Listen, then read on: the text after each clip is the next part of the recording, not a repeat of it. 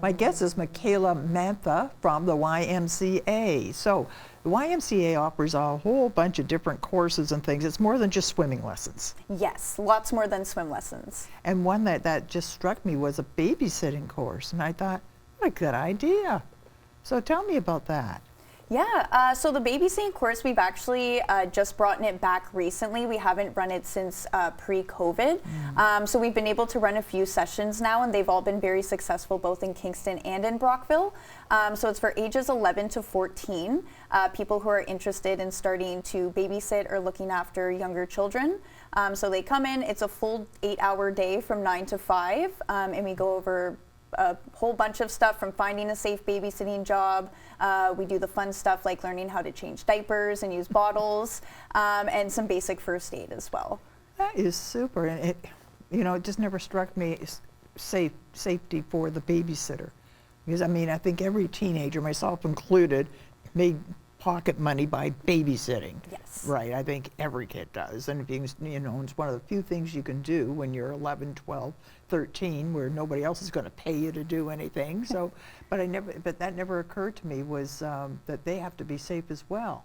Yes. But yep. It makes perfect sense. They're children themselves, really. Exactly, yes. Yeah, golly. So what are some of the things that you would talk to them about? How to screen potential, like most of my jobs came through my parents. They were friends of my parents. Exactly. That's one of what we call the golden rules when you're starting babysitting, is always make sure that your parents know where you're going, and just making sure they know who you're going to babysit for.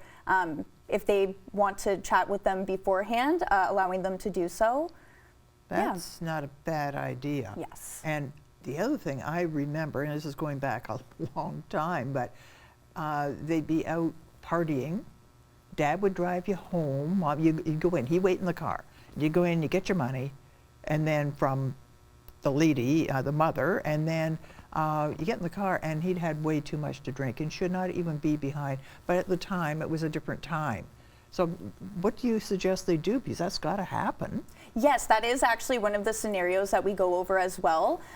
So we always just say to call your parents, if it's the person you're babysitting for that's supposed to be driving you home, but you're not comfortable with that, to call your own parents and working with them to set up an alternative way to get home. That's not a bad idea. Yeah. Right, yeah. And then you teach first aid. What are some of the first aid things that you cover? Yeah, so first aid, very basic first aid, emergency, so like burns, nosebleeds, that kind of thing. The basic, scrapes and bruises from sibling rivalry, that's always bound to happen, so. And what are some of the challenging things? Like, they're kids, and kids are kids. They're going to do things. So just kind of keeping control before they destroy the house. What are some of the techniques you teach kids? Yeah, so we do go over some basic, we go over the different age groups and sort of strategies you can use for an infant versus a toddler versus a school-age child to maybe distract them or switch gears if things are getting out of control. So we talk about the different things that might entertain different age groups, so whether it's a video game or a book, that kind of thing, and yeah. Oh, hey. I can remember, I'd be embarrassed to tell you how much we worked for, but how much do babysitters earn these days? It all depends. It really depends on your area. So we do talk about how much to charge and just kind of asking around, seeing what sort of the norm is in your area. What I've heard lately is it's about $10 an hour at the moment. Really? Yes.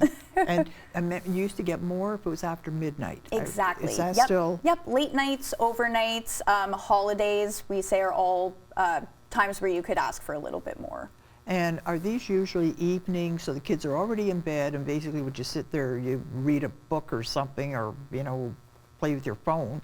But it's a lot different than having a child for an afternoon. Exactly. Yes. Right. Yep. So what are the things, let's say, for them to be overnight? Let's say, what are some of the things that they tell you? How often do you go and check? What are some of the things that you have to be concerned about? Yeah, so again, it depends on the age. If it's an infant, you likely have a baby monitor that you could be checking. Overall, no matter what age, you should check regularly, but depending on the age group, it could depend, and then you always just go by what the parents suggest as well. We do go over best practices for like safe sleeping and that kind of thing, but ultimately we do say whatever the parent tells you is what you should do because it's their child. That's you know, because I'm just thinking it's such your children, and you're so super careful about who they play with and that they get to school safely and all the rest. And now you're handing this over to someone as young as 11. Right. It's really, you think about the responsibility that goes with this. Absolutely. So the course that you run, and it's a long day for someone that age. That's wow, that's a long day. Does it cost anything for them to take this course?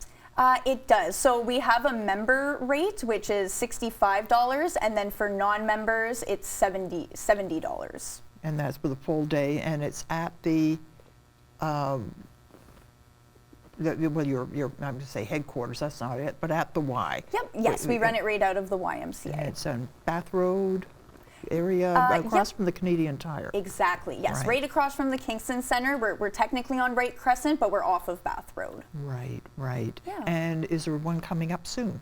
There is. Yes, we have one coming up next Friday, November the 22nd, and then looking into the new year, we have one on March 31st. That's super. So if you have a granddaughter or a grandson, I guess, or a child who could potentially be bringing in some money, maybe this is a good investment. Absolutely. Yep. You get to go home with a nice certificate. They get a little handbook that they get to take home with them as well. And if someone out there has children and thinking, oh, maybe it's time that we went out for dinner one night, this would be a good thing for them to ask for. Absolutely. Do you have this certification? Yep. That is a thought too. Absolutely. This is so interesting. Thank you so much for coming in today. Of course. Thank you for having me. All righty.